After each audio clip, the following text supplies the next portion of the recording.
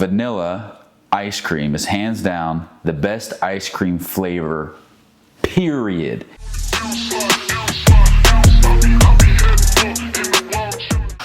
Welcome back, everybody, to the Detour Podcast. I hope you're all having a wonderful Monday morning today. As I said last week, it's going to be a little bit different. We got no word of the week this week just because recording days were a little closer together than normal, trying to adjust it for the future. But again, I hope you guys all are having a good Monday morning and that this can get you through the week. So, since there's not really much to talk about for my weekly catch-up as well, there was a few things that happened between today and last recording day, which was the fact that I'm seeing everywhere about people playing Call of Duty Black Ops 2 again. And apparently it's been so big recently on like a second come up that PlayStation decided to release a PS5 edition of the game. So what did I do? I got it, obviously. Nostalgic. I remember when that game first came out 10 years ago and playing it all the time. So I got it. I played it a bit. It's been fun. Tanner, we're planning on playing some Call of Duty Zombies in the future, but yeah, if you guys loved Black Ops 2, I'd say get on it, man. I totally remember when it first came out for Easter, my nan, my mom's mom, got me a Black Ops 2 shirt, and I wear that thing everywhere. I remember playing online and getting good at quick scoping and playing with my friends, and Call of Duty Zombies was like the biggest thing. And I think that might be one of the games that was like the most defining for me, because there's a lot of games that I kind of grew up with that really hold, I guess, like a place in my heart. And when I think back to things that I played, like Minecraft was a huge one, but I feel like Call of Duty was one of the biggest ones that had an impact on me. And yeah, so it's dope that it's back with the newer version, and the servers are still on and people are playing it. So I'd recommend to hop on Black Ops 2 and, I don't know, play multiplayer, play some zombies, play the story mode, because the story mode was pretty freaking good. So other than that, I don't really have much else. Oh, 1 second. I need to get my boots.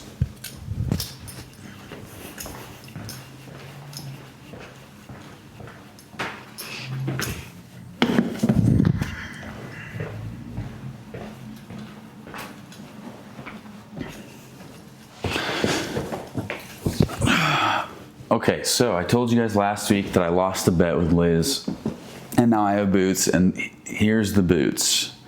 Little cowboy boots. So, they're actually pretty nice. They're comfortable. They're not bad to walk in. Yeah, I have to get used to having such a big heel, but it does make me a couple inches taller. I feel massive. So, those are the boots that I ended up getting. Not a waste of money, in my opinion. It's just different. But yeah, that's really all I had to talk about that happened in the past couple of days. The word of the week last week was irascible. I'm pretty sure that's what it is. Easily provoked to anger or irritable.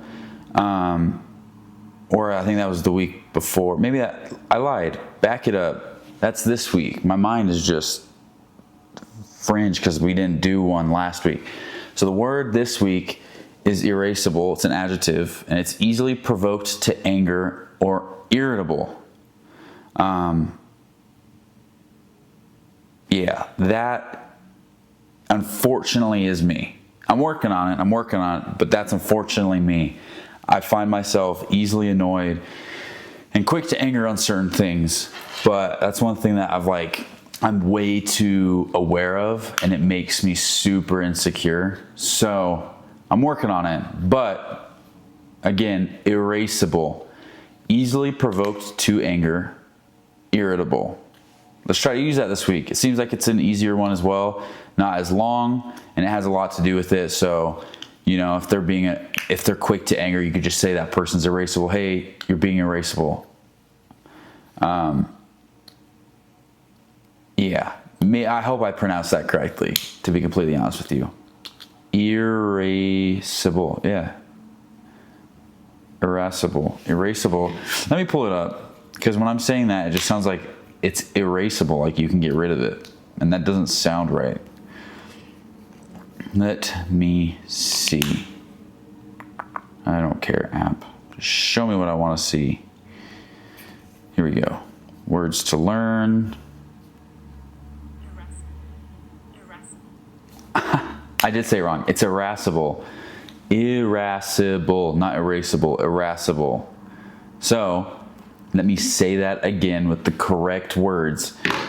The word of the week this week is irascible. An adjective easily provoked to anger or irritable. Now that we have that out of the way and we know how to pronounce irascible correctly, let's try to use that this week in sentences, expand our vocabulary, and, spice things up in life, because sometimes it's boring using the same words and kind of sounding like a caveman or a Neanderthal, you know what I'm saying? So yeah, now this next one, oh my goodness. I have a hot take for this week that I think honestly will rattle your skeleton. Vanilla ice cream is hands down the best ice cream flavor, period. I think nothing compares to vanilla ice cream. Obviously, there's good ice creams other than that, but when it comes on who's the king of ice creams, it's vanilla.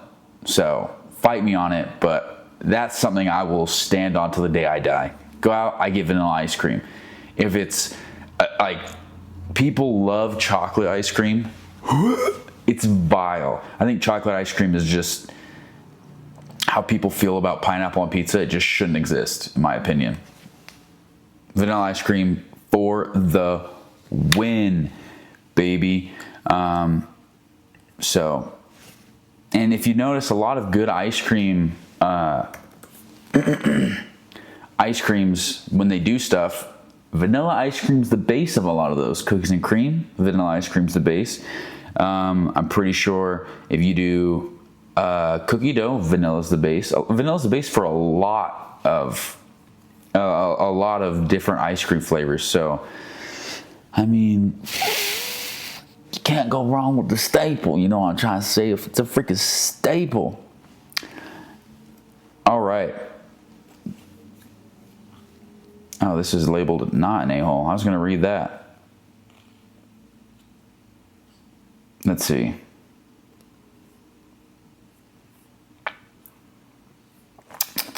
Now I gotta find a new one. I didn't realize they already labeled that one not the a-hole. And that kind of breaks the whole facade of the story, you know what I'm saying? All right, this one's good. It seems like it can go both ways. So, let's start. I finally got a good Am I the A-hole story for this week. From the title of it, it seems like it really could go both ways. So, am I the a-hole for being upset and asking for a replacement wedding present after family member got the date and names wrong on a wedding present? So, seems like you're kind of justified, but at the same time, if you're asking, you're probably thinking, hey, am I being an a-hole, right? I got married last year to an amazing wife, 31 male me, 32 female if that matters. And on top of an amazing day, so many family and friends got us amazing and thoughtful gifts, but one still stands out to me. And I've been arguing with my family lately because they insist I'm rude and disrespectful for both not wanting to use it and asking the person who gifted it if it's returnable. The present in question is a personalized cheese board. Cute. Unfortunately, whilst being present at the wedding on the right day, the date on the board is wrong. My name is spelled wrong. My name is one of the most common names in the country. And finally, I'm lactose intolerant and eat mostly vegan. We had vegan options at the wedding, and I eat vegan 99% of the time and have done around this person for a long time, and my wife is a vegan. All right. I understand that a gift is about the thought, but I argue that there is no thought here. It's an item that we would never ever use, and we can't even display it because of all the information is just wrong. I very politely, after the wedding, asked if they could replace it or if it's possible to return, but I've not really heard anything back. Recently, my family brought up not seeing at our house during a visit where I explained why. Showed them it and expressed I wish at least we could display it. Everyone thinks I'm an a-hole for even asking.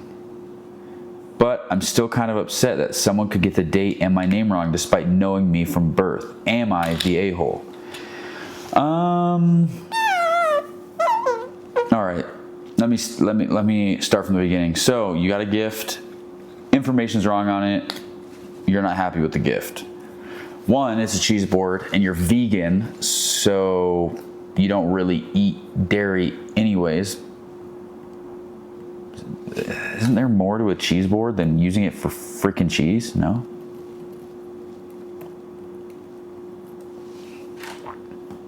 Yeah, it's a wooden board. You can use it to cut stuff. You can use it to put veggies on. I don't know why you have to think it has to do with cheese. So that's kind of a useless fact well, we're vegan. Okay, put vegan stuff on the board if you're going to show snacks, you know what I'm saying? The information's wrong. That is something that would bother me as well, that I probably wouldn't have up if it's like, hey, I've known you, in this case, for 31 years. You got me a gift. My name's wrong, and it's the easiest name in America, or it's at the world, isn't it? One of the most common names in the country. So assuming they're from America, it's one of the most common names from my country. So you're kind of dumb to get that wrong. And two, you were there on the wedding and you still got the wedding date wrong. So it's kind of like, it seems like it was a last minute thing and you kind of just threw it together and hoped that it worked, right? You know what I'm saying? So it's kind of like it almost kind of seems like they're inconsiderate. They just kind of threw a gift together, not keeping in mind the information based off of what I've read. But also, if you're not happy with it, why would you even say, hey, can you at least return this? Can you take it back? I would have just taken it, swallowed the fact that they're stupid, and never used it, right? Like, you don't need to bring it up. You're not entitled to getting things for your wedding. People do it because they're kind and they want to do something for you. So it's kind of like, grow up about that, you know what I'm saying? But in terms of your family getting upset that you're not showing it, they should be a bit more understanding. It's like, I get it, it's a gift. But it's not even for me because all the information on it's wrong. So why would I show something that has nothing, like, even if it's, if it was just my name, I could get over it. But it's like, it's my wedding date and they got that wrong. So why would I show something that has no significance to the wedding? It's just now a useless wooden board, right? So it's kind of like both people need to grow up. You need to not care about a gift you got not being correct in a sense of, hey, can I return it? Just eat it, man. Put it somewhere. Accept the gift humbly and then just never use it. But just keep it to yourself. I don't feel like there's a purpose in complaining about it. But then your family needs to grow up, because it's like, what if you gave them something for their birthday or your parents' wedding anniversary or whatever, and it was cute, but it was so wrong? They're not going to put it up or use it. They might for a minute to try and please you if you come over, but then before you know it, it's going to be gone and hidden. And if you complain about it, they're going to make up some excuse. At least you're honest, saying, hey, it's like a useless thing to have out. So I'd say you're kind of an a-hole for even asking to return a free gift that you're not entitled to. But then at the same time, your family as adults need to grow up. They need to kind of understand that a wedding is important, and details like the date need to be important. So whatever, that's my opinion on this am I the a-hole? And I feel like a lot of people hold on to that resentment, right? Like, I remember when we got married, I got this one gift, blah, blah, blah. Why are you focusing on that, man? Focus on other things that are more nostalgic, right? And that actually leads me into the topic of today. Because you know how last week I told you guys, hey, I'm going to go hang out with some friends I went to school with, yada, yada, yada, whatever, right? Yeah, I get so nostalgic even thinking when we were talking about those times, about school and hanging out and all of our jokes and what we used to do as kids and how life was back then. And I find myself sometimes getting stuck in the nostalgia. I find myself almost reliving it and wishing that life was different, even though life won't be any different, right? So I wanted to talk about nostalgia itself and why we can get stuck in it. So nostalgia. It's a bitter, sweet emotional state combining a warm, sentimental longing for the past with a sad realization that those moments are gone forever. Give me 1 second. We're good. That are gone forever. Seems like a lot of people on Reddit, according to this, agree that it is a sudden twinge in the heart triggering a familiar sensory cue.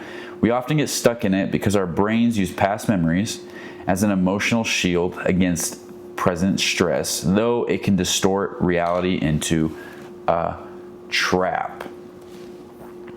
Let's see what we're gonna do. We're just gonna do, oops, how can I restart that? Okay, cool. Sorry, I forgot to set the timer, so it's like I can't quite see what the camera's at, and it likes to cut off at 30 seconds, but here we go. So nostalgia is a bittersweet blend. It mixes the joy of a happy memory with the ache of absence. Sensory trigger. Sights, sounds, and familiar smells quickly unlock these deep feelings. And childhood focus. People frequently yearn for youth, a time when life felt simpler and safer. I agree. I think all the time how I don't want to be an adult anymore. As much as I do like living where I live, my job's not bad. I like, the money. It was just knowing that I didn't have to worry about anything, and like my parents would really take care of me, and I always had food to eat, and I just had to do what was asked of me, even though I was pretty much a crap kid. I didn't like to do anything. It was so nice. Like, my favorite memories are summer, so the feeling of when it's May and you could feel it get closer and closer to summer vacation, and the temperature's getting warmer, classes are practically ending and are easing up. There's the excitement of, oh my gosh, like we can actually go out and do stuff. And the way I experienced summer was we had a community pool. So I lived out in an area that had a community center and it had a pool with it. And because you can only go with like ID cards and stuff like that for living in the city. So we would like practically live at the pool. And I remember we would always eat like ham and cheese sandwiches, turkey and cheese sandwiches, or we'd always have treats. So our treats would be Starbursts and Very Berry or whatever those are, like the berry mix Skittles. And I remember we'd get out and we would eat, and we'd always look at the people who are like testing the pH of the pool, making sure it's all clean, making sure some kid didn't crap in the pool again or throw up, like everything was good, because every hour or so they blow the whistle to make sure everything's okay. So we'd eat, and once we see them getting done, we would like have to hurry on over because we wanted to be the first in the pool. We wanted to spend as much time in the pool because we didn't know when our mom wanted to go. She'd just go there and then randomly leave. So I remember I'd get a handful of those Skittles, shove them in my mouth, go sit by the deep end. Boom, we'd jump in and we'd hang out. And it's a nice little outdoor one, so we got some of the good old sunshine. Yeah, we were swimming and it was so fun. And then on top of that, I also remember playing a lot of video games. I remember playing Call of Duty a lot by myself, or when Ty would come over, we haven't seen in a while on this show, we would play Minecraft. Like we would, for instance, if this was my TV, right? The TV would be about right here in distance, maybe a little bit further right there. But we'd have like dining room chairs we'd put pillows on so our butts wouldn't go numb. And we'd have Code Red Mountain Dew and Flamin' Hot Cheetos, and we'd play Minecraft. I'm not even kidding you, as long as we possibly could until we were tired, and then we would wake up. That's the first thing we do. And then if my mom was like, oh, let's go out, let's enjoy, like you guys need to go outside, we would. But the moment we could have that TV back again, we would be grinding that Minecraft. Yeah, and then the feeling also of when school would have to start up again, and just that like first day of school feeling was also kind of nuts, because you didn't want to go back to school, but at the same time you saw a bunch of people you don't see in a while, and you kind of get that like nostalgic feeling, because I feel like fall also is such a nostalgic time of, you just think about how fall it used to be and all that stuff. But Yeah, those are like some of the biggest, I feel like, nostalgic moments for me, other than going to school, because I went to a charter school. So yeah, again, my schooling was just, I had like maybe 100 kids in my grade, so we knew everybody. But it was so fun because all the kids I went to school with and that were in my grade all had parents that worked at the school, so we could basically get away with anything. Especially in 9th grade, we could get away with anything we wanted to. And I remember I basically always ditched school, like class, and go to like the library, because the librarian was my friend's mom. And I'd hang out there, or I'd hang out in the office, because a lot of the office ladies were my friends' moms. But yeah, man, it was so fun. And then they always did this thing in junior high at the very end of the year called field day, where it was like for one day, the entire day.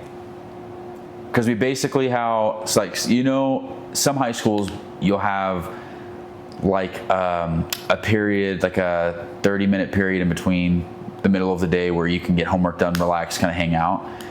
So we also had that in junior high, and it was called, oh my gosh, what was it called? Pride class or something like that. Because our thing was, you have pride class or something like that. So we'd basically sit, and it was a mix of 7th, 8th, and 9th graders.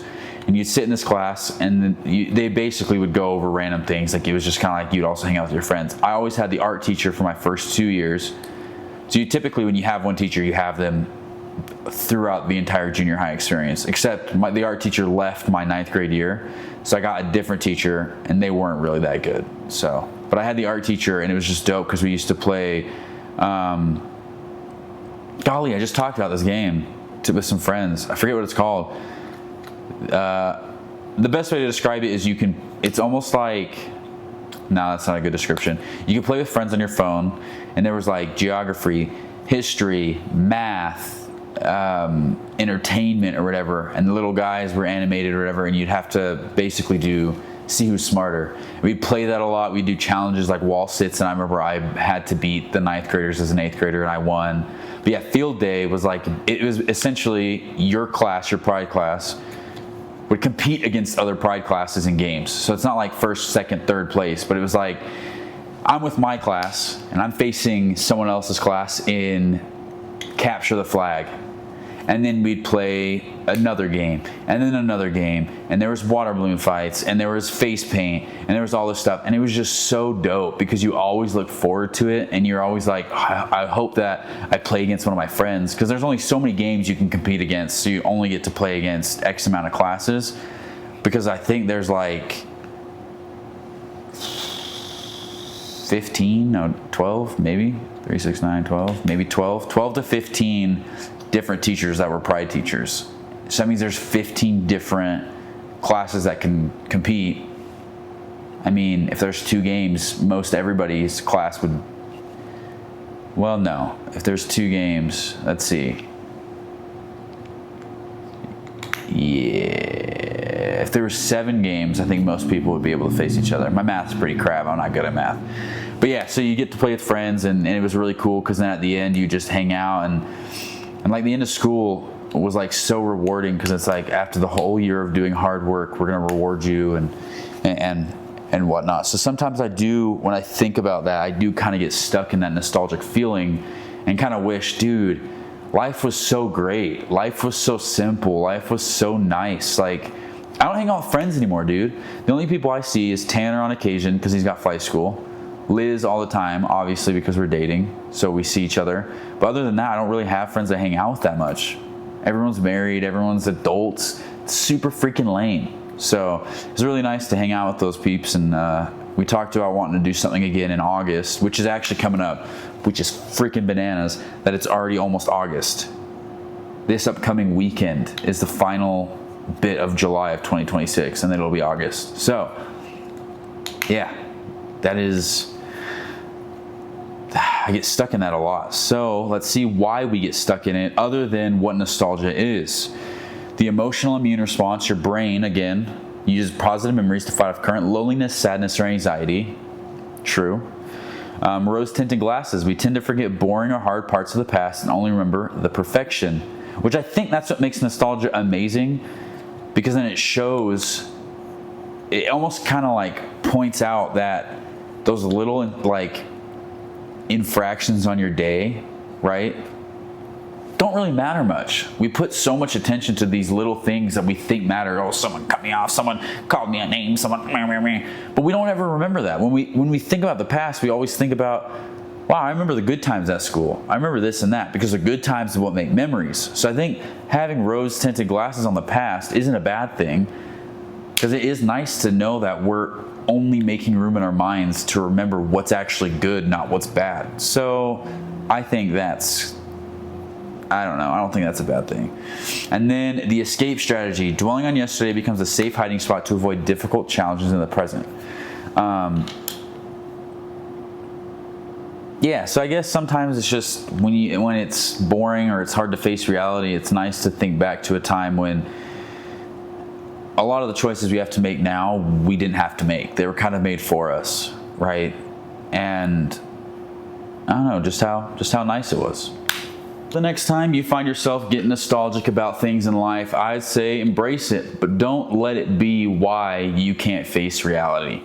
It's nice to think about the past, and I feel like I don't really use nostalgia as an escape from my problems now. I mean, I do have a lot of problems, but at the same time, I just like to complain about it and then crack on and get done what I need to get done. But it's nice to kind of sit there and think about how great life you remember it being and how it felt and how nice it was for all these new things. And that's why I really do enjoy, like, I feel like my best memories were made anywhere between 2009, 2010, and like 2016. Those 7 years were great. I feel like it came out with some of the best music, movies, games, trends, memories. Like, I just feel like that was the best time for me, because my nostalgia kind of only goes back that far to create those good memories.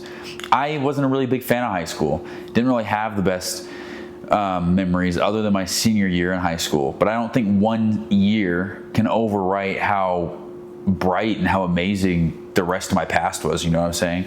So again, when you find yourself in nostalgia, just enjoy it, but don't allow it to be why you can't face what's going on in life. It's okay to reminisce on the past and sometimes hang out with old friends, but kind of getting stuck in it in a bad way is where I'd say check yourself. If you're using it as an escape,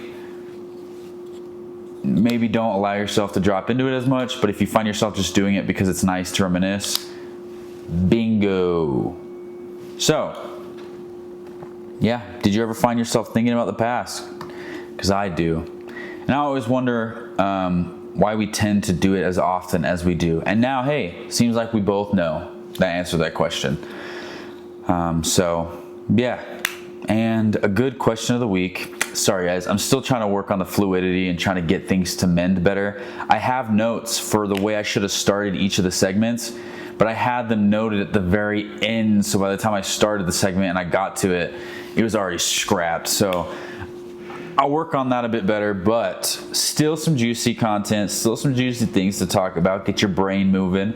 I like to have a little bit of fun. That's why I like to do the Am I the A-hole, the hot takes, but I also like to be a little bit more grounded and philosophical, I guess. And that's why my questions tend to be a lot more thought-inducing. But we do have a good question of the week, and this one's really fun. So the question of the week is, we are all the main character, right? So if your life had a theme song as the main character, what would your theme song be? I have one. Mine is You Should Be Dancing by the Bee Gees. And the reason is because I tend to find myself more often than not in a positive, uplifting mood. And I tend to kind of describe those moods as I'm in a funky mood, but I'm not in a funk, but I'm feeling funky, right? Funky, fresh. If you've heard the song, if you heard really any song by the Bee Gees, it makes you want to get up and dance. And I can guarantee you I'll sing and dance anytime those songs come on. Yeah, it totally fits how I feel most days, man. I'm feeling groovy, baby. So that's my theme song as a main character.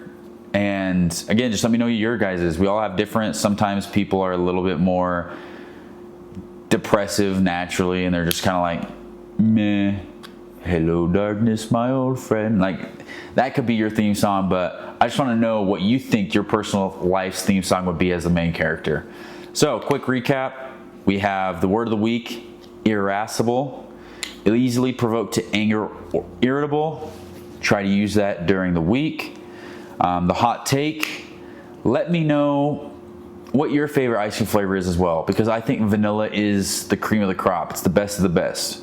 It's the OG. You got to start from somewhere, and they started at vanilla, right? So let me know what it is. Let me know your opinion on whether you agree with me or not. To be honest, I don't care if you agree with me or not, but I still want to know, because when I read comments on the shorts I make for the hot takes, holy crap, some people get heated as if I've just insulted their family lineage, dude.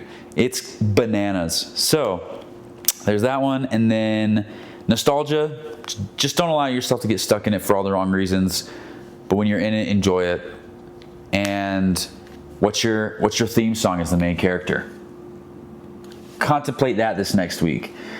And that is all I actually had for you guys this week. It's a little rough around the edges, but we'll get there. I do like the format. Yeah, it's a little bit point to point, but if you could look back on the first very episode of this freaking podcast to now, it's so different. Not necessarily the way the podcast is set up or the location of the podcast, but like how confident I was and how I talk about things, right? Like I talk to you guys if I'm talking to my buddies. So it's good. So thank you guys so much for tuning in this week. If you're listening on Spotify, you know what to do. If you're watching on YouTube, you also know what to do. I just want to say thank you guys for all the engagement that has come from it. I'm just super grateful to even, it is a hobby, but to be where I'm at. I mean, in the last week, 2 weeks maybe, we've grown this channel about 10 to 12 new people, which is amazing, just from making sure I'm posting extra shorts. And it just makes me feel super blessed to even have that many people subscribed, and seeing the amount of views that I have and whatever. I'm just blessed to even see that many people kind of interact with what I'm doing and what I genuinely enjoy. So again, that is all I have this week, and I will catch you guys next week. Much love.